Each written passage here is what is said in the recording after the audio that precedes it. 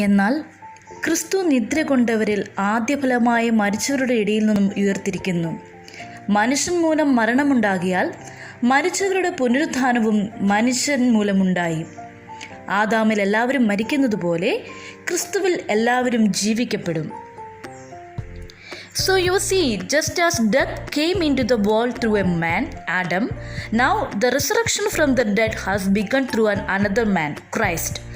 Everyone dies because all are related to Adam, the first man, but all who are related to Christ, the other man, will be given new life.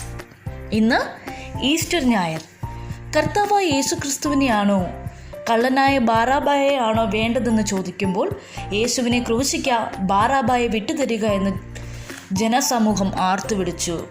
ഇന്ന് ക്രൂശന്മേൽ 3 ആണികളിൽ തൂക്കി കല്ലറയിൽ അടക്കം ചെയ്ത സ്നേഹസ്വരൂപൻ കല്ലറ പിളർന്ന് ഉദ്ധിതനായി മുന്നിൽ നിൽക്കുന്നു. എല്ലാം തീർന്നു, നശിച്ചു, ഇനി ഒരു ഉയർത്തെഴുന്നേൽപ്പില്ല എന്ന് വിധി എഴുതിയ ശബ്ദദിനം, നിശബ്ദമായ ദിനം. 30 വെള്ളിക്കാശിന് തൻ്റെ ഗുരുവിനെ വിറ്റുകളഞ്ഞ ശിഷ്യൻ പശ്ചാത്താപത്താൽ അലമുറയിട്ട ദിനം.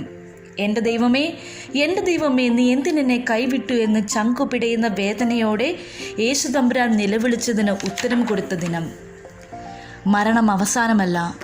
മരണത്തെപ്പോലും അതിജീവിച്ച് കല്ലറയിൽ നിന്നും പുറത്തു വരാൻ കഴിയുന്ന യേശുവിൽ വിശ്വസിക്കുന്ന നാം ഓരോരുത്തരും മനസ്സിലാക്കണം, സകലതും നശിച്ചു എന്ന് വിചാരിക്കുന്നിടത്തു നിന്നാണ് പുതിയ നന്മകൾ ഉടലെടുക്കുന്നത്. ക്രൂശിൽ കിടന്ന് 3 ആണികളിൽ തൂക്കപ്പെട്ട യേശുവിനോട് ചുണയുണ്ടെങ്കിൽ ഇറങ്ങി വാ എന്ന് പറഞ്ഞ് കളിയാക്കിയ പടയാളിയോടുള്ള കർത്താവിൻ്റെ നിശബ്ദമായ മറുപടി ഞാൻ ഇറങ്ങി വരിക തന്നെ ചെയ്യും എന്നുള്ളതായിരുന്നു. അതുപോലെ സകലവും നശിച്ചു, ഇനിയൊരു മടങ്ങി വരവില്ല എന്ന് വിധി എഴുതിയ സന്ദർഭങ്ങളിൽ ക്രൂശിലേക്ക് നോക്കണം. നമുക്കുള്ള ഉത്തരം അവിടെയുണ്ട്. നമുക്കിന്ന് 30 വെള്ളിക്കാശിൻ്റെ കയ്പിനെ മറന്നുകളയാം. ഉദ്ധിതനായ ക്രിസ്തുവിൻ്റെ മുഖത്തേക്ക് മാത്രം നോക്കി ജീവിക്കാം.